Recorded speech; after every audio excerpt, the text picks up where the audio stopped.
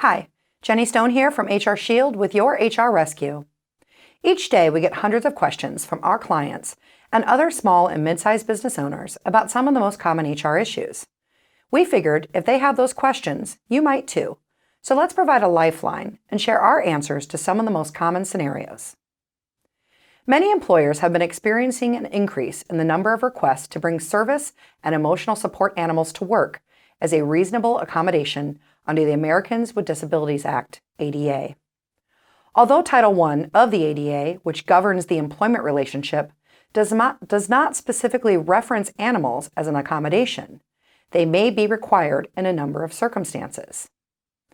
When an employee requests to bring an animal into the workplace as an accommodation, employers should engage in the interactive process, just as they would do for other accommodation requests, and should follow the same standards and practices that they would otherwise use during the interactive process, including requiring documentation from a healthcare provider that a disability exists if it is not obvious, requiring documentation on how the animal will help the individual perform the job, again, unless it is obvious, objectively evaluating the request for undue hardship regardless of the employee's claimed disability or the type of animal requested. If the initial request would present an undue hardship, exploring whether there are other options that will accommodate the employee's disability.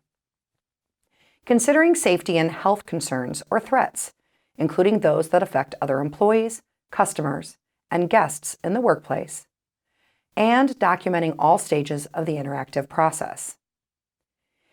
If it is determined that the animal should be allowed as an accommodation, the employer may set standards and expectations about the animal's presence in the workplace. These standards should be documented and agreed upon in writing by the employee and may include the areas of workplace that the animal may be present, expectations about odor and potty training, appropriate behavior, including the expectation that the animal not engage in menacing or disruptive behavior or otherwise endanger the health or safety of anyone in the workplace, and employee supervision and control of the animal at all times.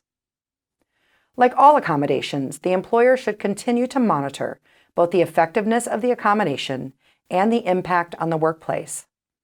After a trial period, if the animal's presence creates problems for coworkers or office decorum, steps may be taken to modify, refine, or discontinue the accommodation.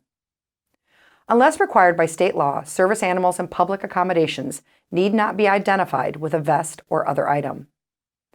As with workplace accommodations, these accommodations can be denied where the animal presents a direct threat to the health or safety of others, or the animal fails to maintain behavior appropriate to the setting. As always, thank you for watching and listening, and don't forget to hit the subscribe button, and you can always email us for more information at support@hr-shield.com or enable our Alexa skill and ask your questions there. Just say, "Alexa, enable HR Shield."